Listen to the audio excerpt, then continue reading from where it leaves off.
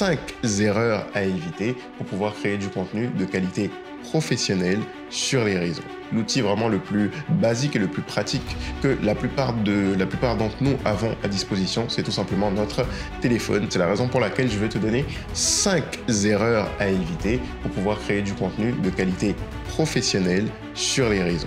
C'est parti!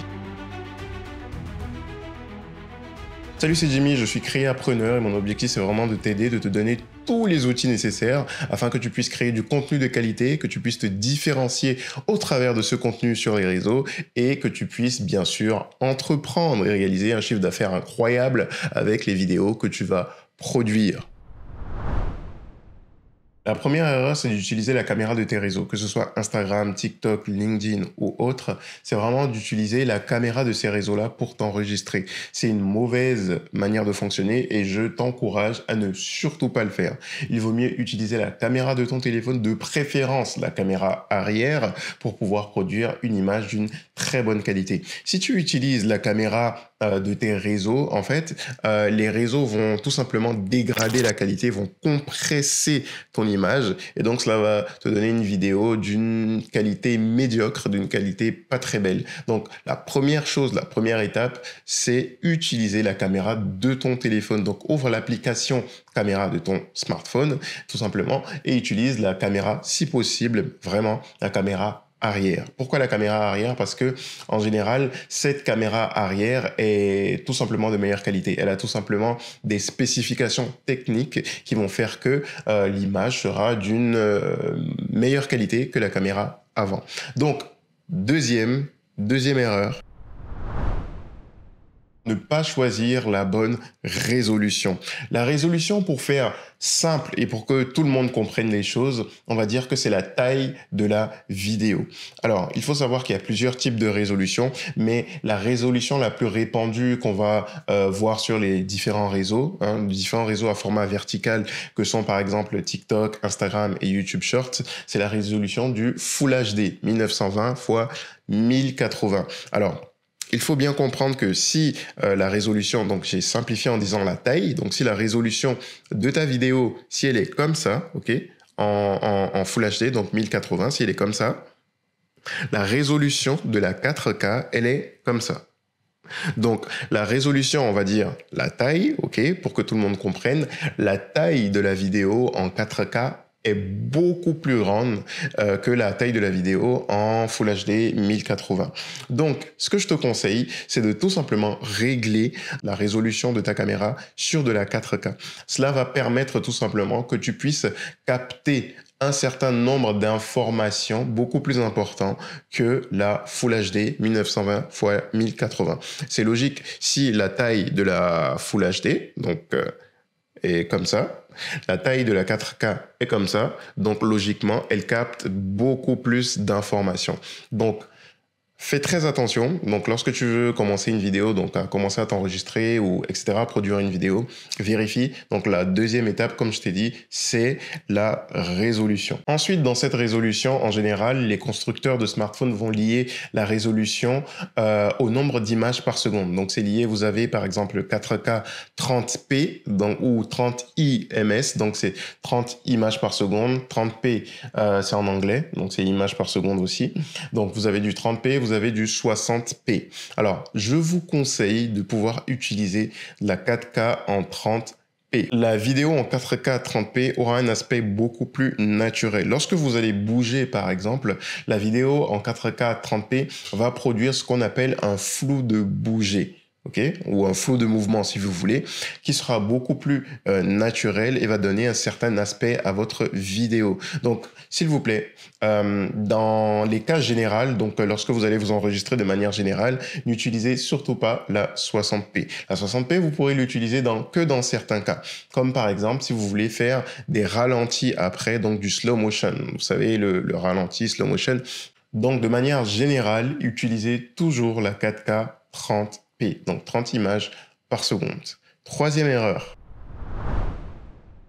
Ne pas avoir assez de lumière ou de sources lumineuses. Alors pour faire simple comme tout à l'heure, il faut comprendre tout simplement que nos smartphones ou nos appareils photo ou nos caméras ont besoin de capter de la lumière. Elles ont ce qu'on appelle un capteur. Et plus ce capteur sera de grande taille, plus il va capter davantage de lumière et plus il va produire une image d'une meilleure qualité en ce qu'on va appeler basse lumière. Donc c'est lorsque vous êtes dans une pièce par exemple qui n'est pas très bien éclairée ou dans une pièce où il n'y a pas beaucoup de lumière. Donc plus la taille du capteur donc la taille sera grande, plus votre appareil aura potentiellement une meilleure image en basse lumière. Mais les smartphones étant de petite taille, ils auront un tout petit capteur comparé à par exemple au capteur d'une caméra ou d'un appareil photo. Et donc plus ils auront besoin de lumière tout simplement pour produire une image d'une très bonne qualité. C'est la raison pour laquelle d'ailleurs vous verrez que sur des modèles récents de smartphones, ils ont tendance à faire grossir les caméras, donc à faire grossir les capteurs pour que les capteurs des caméras tout simplement puissent capter beaucoup plus de lumière et qu'ils puissent produire de meilleures images en basse lumière. Donc retenez que vous avez besoin de beaucoup de lumière lorsque vous devez filmer une vidéo avec votre smartphone. Mais attention, ce n'est pas n'importe quel type de lumière, il vous faut une source lumineuse d'une très bonne qualité. Et c'est là qu'intervient la quatrième erreur, ne pas avoir une source lumineuse d'une bonne qualité. Alors, il faut savoir qu'en vidéo, on va rechercher un type de lumière qu'on va appeler de la lumière douce. Alors, vous avez la lumière brute, c'est par exemple, vous êtes dans une pièce, vous allumez la lumière, tac, c'est de la lumière brute, ok?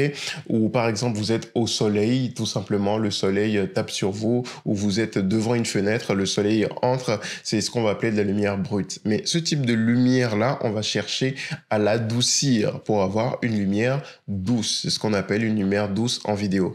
Pourquoi? Parce que la lumière douce va nous permettre de tout simplement diffuser la lumière et donc d'éclairer de manière un peu plus homogène ce que vous filmez, ok? Et aussi, la lumière douce va, comme son nom l'indique, adoucir la lumière et empêcher votre sujet ou, par exemple, celui que vous filmez ou, par exemple, le visage de la personne que vous filmez de trop briller. Donc, on va vraiment prendre le temps de rechercher une source lumineuse d'une très bonne qualité. Alors, comment avoir une source lumineuse d'une très bonne qualité? C'est très simple. Vous avez ce qu'on appelle les softbox. Donc, vous avez des lumières, vous pouvez en trouver sur Amazon avec des softbox. Les softbox qui vont permettre tout simplement de diffuser la lumière. Maintenant, si vous n'avez pas le budget par rapport à ça, vous pouvez tout simplement utiliser un réflecteur. Je vous mets ce à quoi ressemble un réflecteur pour vous permettre tout simplement de pouvoir le placer devant votre source lumineuse et il vous permettra d'atténuer la lumière tout simplement et de la diffuser. Alors, une information très importante aussi à prendre en compte, c'est que plus la taille de votre diffuseur sera donc grande, plus votre lumière sera diffuse et votre lumière sera douce. Donc ça, c'est vraiment très important à prendre en compte. Maintenant, si vous n'avez encore pas de budget pour pouvoir acheter ni une softbox ni un réflecteur et que vous filmez tout simplement à la lumière du jour, tout ce que moi je vous conseille de faire tout simplement, c'est de vous mettre devant la fenêtre, par exemple la fenêtre qui fait entrer la lumière du soleil et tout simplement de mettre un drap blanc qui va atténuer cette lumière-là et la rendre un peu plus douce. La cinquième et dernière erreur, c'est ne pas avoir assez de contraste dans votre vidéo. Et ça, je le crois, c'est vraiment un conseil et un tips que si vous mettez en application, vous verrez tout de suite, vous ferez la différence et vos vidéos seront incroyables. Donc, par définition, un contraste, c'est l'opposition entre deux choses, tout simplement. C'est vraiment basique, c'est vraiment tout simple. Il faut retenir la chose comme ça. C'est vraiment deux choses qui se font opposition pour faire ressortir l'une d'entre elles. Donc, permettre à l'une d'entre elles de se démarquer un peu plus du reste. Tout simplement, ok? Donc, il faut savoir que les vidéos professionnelles ou les vidéos, on va dire, de type cinématique ou professionnelles, etc., ont toutes des contrastes assez importants. Alors, comment avoir des contrastes dans vos vidéos? Pour avoir des contrastes, on peut jouer sur plein d'éléments. Mais en général, les éléments qu'on va retenir pour avoir des contrastes, c'est l'éclairage. Donc, vous allez jouer sur l'éclairage. Ce sont les couleurs et aussi ce sont les objets et les formes. Alors, vous pouvez avoir des contrastes en jouant sur l'éclairage. Comment? C'est-à-dire en vous éclairant ok, en vous éclairant vous de manière beaucoup plus importante que votre arrière-plan. Par exemple, la vidéo que vous regardez actuellement, je suis éclairé d'une certaine manière, ok, et mon arrière-plan est un peu plus sombre que moi. Cela va créer des contrastes dans la vidéo. Cela va me permettre de me démarquer, donc de sortir de mon arrière-plan, donc de me démarquer de mon arrière-plan. Alors, il y a d'autres techniques que je n'ai pas appliquées, mais qui m'auraient permis aussi d'avoir de meilleurs contrastes dans ma vidéo, ok? Mais ça, c'est vraiment un exemple tout simple. Vous éclairez ou vous positionnez d'une certaine manière à ce que vous soyez plus éclairé que votre arrière-plan. Donc, que votre arrière-plan soit beaucoup plus sombre que vous. Cela vous permettra déjà de créer des contrastes avec l'éclairage. Aussi, vous pouvez jouer avec les couleurs. Si vous regardez, par exemple, certains plateaux télévision, certains plateaux de télévision sur Canal+, TF1, etc., etc., en tout cas de grosses chaînes, vous allez souvent remarquer que le présentateur ou la personne qui est en avant est éclairé d'une certaine manière, à une teinte, une couleur un peu orangée, et son arrière-plan, il y a du bleu. Un peu comme dans ma vidéo, ok? Un peu comme dans ma vidéo, mais c'est beaucoup plus prononcé chez eux, tout simplement pour permettre au présentateur ou à la personne qui est devant, la personne qui présente, de mieux ressortir. Et cela va créer des contrastes, ça va créer une image agréable à regarder, une image tout simplement professionnelle. Aussi, si on veut aller un peu plus loin, vous allez remarquer parfois sur ce genre de plateau, les personnes qui sont en arrière-plan, donc les personnes qui sont dans le public, ou bien même parfois des éléments du décor, quelqu'un avec une robe rouge ou une écharpe rouge, ou tout simplement une femme assise derrière avec un rouge à lèvres rouge, etc. Tout ça, c'est pour tout simplement créer du contraste dans l'image. C'est tout simplement pour donner une image agréable à regarder visuellement, une image tout simplement professionnelle. Et vous pouvez jouer aussi avec. Par exemple, là, tout simplement, je me suis éclairé et sur mon arrière-plan, j'ai mis tout simplement une lumière bleue. Ok, j'ai mis tout simplement une lumière LED bleue. C'est vraiment des lumières qui coûtent vraiment pas cher. Vous pouvez en trouver sur Amazon.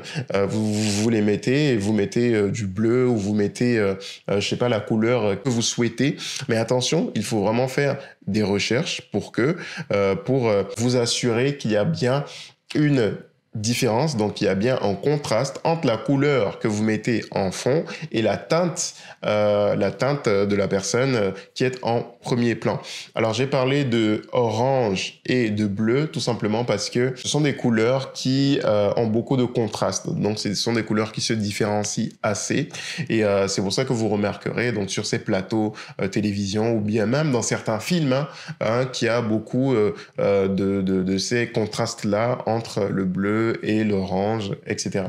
Donc, vous pouvez aussi appliquer cela et créer des contrastes dans votre vidéo. Vous pouvez aussi créer des contrastes de couleurs, tout simplement en portant des vêtements qui vous permettent, des vêtements d'une certaine couleur, qui vous permettent de vous démarquer de votre arrière-plan. Donc, voici ces 5 erreurs à éviter pour pouvoir créer des vidéos professionnelles sur les réseaux. J'espère vraiment que ces conseils vous ont aidé, que vous allez les mettre en application. Lorsque vous créerez des vidéos, n'hésitez vraiment pas à me mentionner, à m'envoyer ces vidéos-là pour que je jette un coup d'œil, pour que je vous fasse mon retour sur ces vidéos-là. Et si vous avez des questions, n'hésitez vraiment pas à en parler dans les commentaires. Et si vraiment cette vidéo vous a plu, vraiment likez-la, partagez-la, et voilà, ça me donnera de la force, ça m'encouragera à produire d'autres contenus de ce type.